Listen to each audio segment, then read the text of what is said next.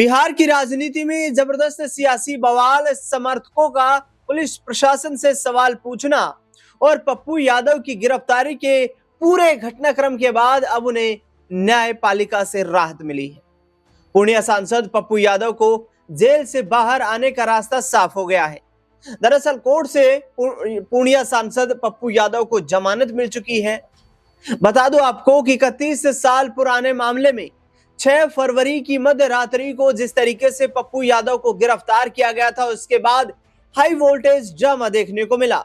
इस high voltage ड्रामे के बाद पप्पू यादव और उनके समर्थकों ने आरोप ये लगाया कि पुलिस ने जबरन उनको गिरफ्तार किया है। वे कोर्ट के निर्देश की पालना करते हुए कोर्ट के समक्ष पेश होने के लिए पटना लौटे थे। दरअसल बता दें आपको कि जिस वक्त कोर्ट ने पप्पू यादव को गिरफ्तार करने का आदेश दिया था, उस दौरान संसद का सत्र चल रहा था और पप्पू यादव दिल्ली से पटना लौटे थे। मध्य रात्रि को पुलिस ने उन्हें गिरफ्तार किया और उसके बाद उन्हें न्यायिक हिरासत में भेज दिया गया।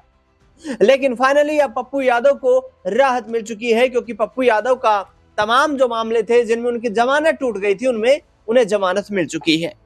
दरअसल एक एक करके मैं यहाँ पर आपको दिखाऊं कि किस तरीके से पप्पू यादव को किन कंडीशंस में जमानत मिली है। तो पूर्णिया के सांसद पप्पू यादव के समर्थकों को बड़ी राहत मिली है कि पटना की बुद्धा कॉलोनी और कोतवाली थाने से जुड़े 3 अलग अलग मामलों में कोर्ट ने उन्हें जमानत यानी कि बेल दे दी है। इन मामलों में राहत मिलने के बाद अब पप्पू यादव के जेल से बाहर आने का रास्ता पूरी तरह से साफ हो गया है। पिछले कुछ दिनों से न्यायिक हिरासत में चल रहे सांसद की रिहाई की खबर मिलते ही उनके समर्थकों में जश्न का माहौल है। कानूनी प्रक्रिया पूरी होते ही वे जेल से बाहर आ जाएंगे, जिससे बिहार की राजनीति के लिए एक बड़ा घटनाक्रम माना जा रहा है। दरअसल बता दें आपको कि 6-7 फरवरी की मध्य रात्रि को पटना के मंदिरी आवास से नाटकीय ढंग से गिरफ्तार हुए पूर्णिया सांसद पप्पू यादव के लिए यह राहत भरी खबर न्यायालय से आई। 6 दिनों तक बेऊर जेल में रहने के बाद कोर्ट ने उन्हें बुद्धा कॉलोनी और कोतवाली थानों के मामलों में जमानत दी है। इसे कानूनी जीत के बाद अब उनके जेल के बाहर आने का तमाम समर्थक जो है इंतजार कर रहे हैं। रिहाई की खबर मिलते ही समर्थकों में भारी उत्साह और पटना से पूर्णिया तक जश्न का माहौल बना हुआ है। दरअसल बता दें आपको कि पप्पू यादव ने जिस तरीके से न्यायालय से उन्हें राहत मिली, उसके तुरंत बाद सत्यमेव जयते का ट्वीट किया। पटना की बेऊर जेल से रिहाई का रास्ता साफ होते ही पूर्णिया सांसद सोशल मीडिया एक्स पर उन्होंने हुकार भरी और पोस्ट लिखते हुए उन्होंने सत्यमेव जयते का उद्घोष किया। सभी मुकदमों में जमानत हो गई है। सांसद पप्पू यादव जी शीघ्र आजाद होंगे। वह न्याय इंसाफ के लिए सदैव लड़ते रहेंगे। 7 फरवरी को जिस तरीके से गिरफ्तारी के बाद 6 दिनों तक सलाखों के पीछे गुजारने वाले पप्पू यादव के लिए ये कानूनी जीत संजीवनी की तरह है। समर्थकों का मानना है कि उनकी रिहाई से बिहार की राजनीति में एक बार फिर से जन मुद्दों की गूंज सुनाई देगी। दरअसल 31 साल पुराने जालसाजी के मामले के आरोप में पप्पू यादव की गिरफ्तारी हुई थी। पप्पू यादव की गिरफ्तारी के पीछे 1995 का एक विवाद था जो गर्दनी बाग थाने में दर्ज हुआ था। उन पर आरोप है कि पटना के जिस मकान में किराए पर रहते थे, उस पर अवैध कब्जा कर उन्होंने अपना सांसद कार्यालय खोल दिया था। मकान मालिक की शिकायत पर धारा 467 दस्तावेजों की जालसाजी के तहत मामला दर्ज किया गया था। कोर्ट इस मामले में लंबे समय से वारंट जारी कर रहा था, लेकिन कथित तौर पर उनके पेश न होने के कारण यह मामला 31 साल तक खिंचता चला गया। दरअसल बता दें आपको कि पप्पू यादव ये कहते हुए नजर आते हैं कि उनके खिलाफ राजनीतिक बदले की भावना से कानूनी कार्रवाई करवाई जाती रही है। पप्पू यादव की गिरफ्तारी को लेकर बिहार का सियासी पारा काफी चढ़ा हुआ है। विपक्ष ने इसे पॉलिटिकल वेंडेटा यानी कि राजनीतिक बदले की भावना की कार्रवाई करार दिया था। समर्थकों का तर्क है कि वर्षों पुराने मामले का अचानक हवा देना सरकार की सोची समझी साजिश है, ताकि उनकी बढ़ती सक्रियता पर लगाम लगाई जा सके।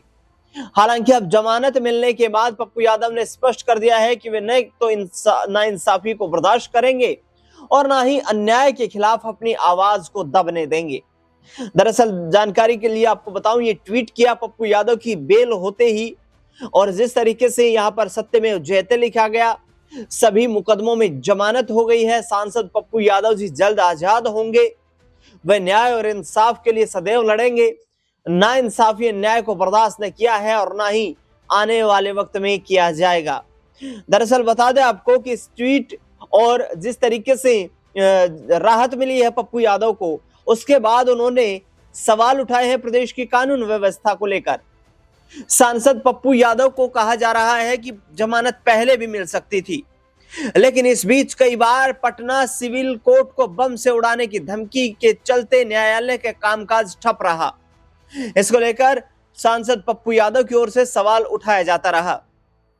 जमानत मिलने से पहले एक पोस्ट लिखा गया था, ये कैसा कानून है, कैसा कानून का राज है। पटना सिविल कोर्ट को लगातार 4 दिनों से बम से उड़ाने की धमकी मिल रही है। कोर्ट का काम ठप पड़ा जा रहा है। क्या यही पप्पू यादव जी को जेल में कैद रखने के लिए अपराधी माफिया सरकार पुलिस प्रशासन का षड्यंत्र है? नीतीश कुमार जी देखिए आपकी पुलिस का कारनामा। बता दें कि बिहार के कई जिलों में कोर्ट को बम से उड़ाने की धमकी भरे मेल लगातार आ रहे हैं और जिसको लेकर इन पूर्णिया और बक्सर जिले का नाम भी इनमें शामिल है। कुछ जिलों में और भी यहां पर धमकी मिलने की खबरें लगातार सामने आई है। दरअसल आपको बता दें कि पप्पू यादव को जो बेल मिली है उसके बाद उनके बेटे सार्थक रंजन काफी खुश नजर आ रहे हैं और उनके तमाम समर्थकों के बीच उन्होंने कहा है कि उन्हें न्यायालय पर, न्याय प्रक्रिया पर, कानून पर पूरा भरोसा है कि न्याय अवश्य मिलेगा, इंसाफ जरूर मिलेगा।